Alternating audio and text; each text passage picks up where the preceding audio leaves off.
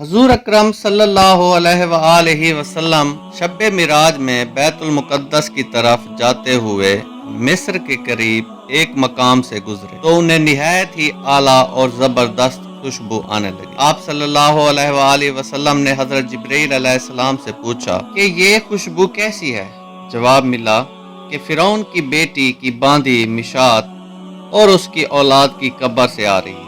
پھر حضرت جبرائیل علیہ السلام نے اس کا قصہ بیان کیا۔ مشات فرعون کی بیٹی کی خادمہ تھی اور وہ خفیہ طور پر اسلام لا چکی تھی۔ ایک دن فرعون کی لڑکی کو سکی کرتے ہوئے اس کے ہاتھ سے اتفاقاً لکھی گر پڑی۔ وہ اٹھانے لگی تو اس کی زبان سے بے ساختہ بسم اللہ نکل گیا۔ اس پر شہزادی نے کہا کہ تو نے آج عجیب کلمہ بولا، رب تو میرے باپ فرعون ہی ہیں، تو پھر تم نے یہ کس کا نام لیا ہے؟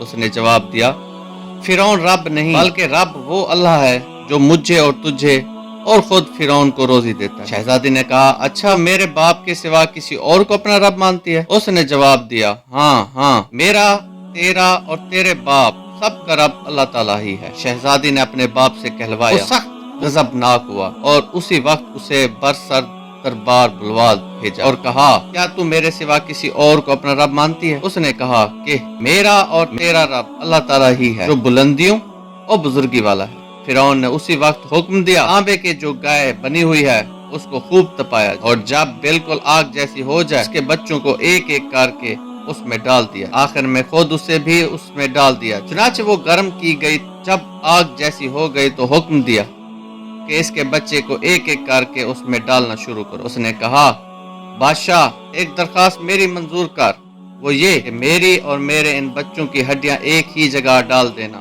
اس نے کہا، تیرے کچھ حقوق ہمارے ذمہ ہیں اس لیے یہ منظور ہے۔ اس کی دونوں بچیاں ایک آنکھوں کے سامنے اس میں ڈال دی گئیں اور وہ فوراً جل کر راکھ ہو گئی۔ پھر سب سے چھوٹے کی باری آئی جو ماں کی چھاتی سے لگا ہوا دودھ پی رہا تھا۔ فرعون کے سپاہیوں نے اسے گھسیٹا تو اس نیک بندی کے آنکھوں تلے اندھیرا چھا گیا۔ اللہ تعالیٰ نے اس بچے کو اسی وقت زبان دے دی اور اس نے بآواز بلند کہا، اماں جان افسوس نہ کر، اماں جان ذرا بھی پس و پیش نہ کرو، حق پر جان دینا ہی سب سے بڑی نیکی ہے۔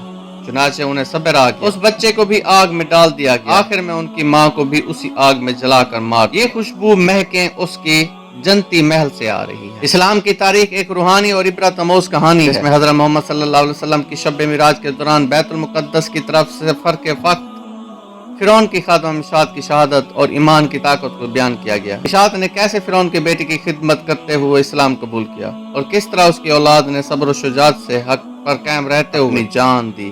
یہ کہانی ایمان، صبر اور قربانی کی عظمت کو اجاگر کرتی ہے۔ ویڈیو کو لائک کریں اور شیئر کریں اور سبسکرائب کرنا نہ بھولیں۔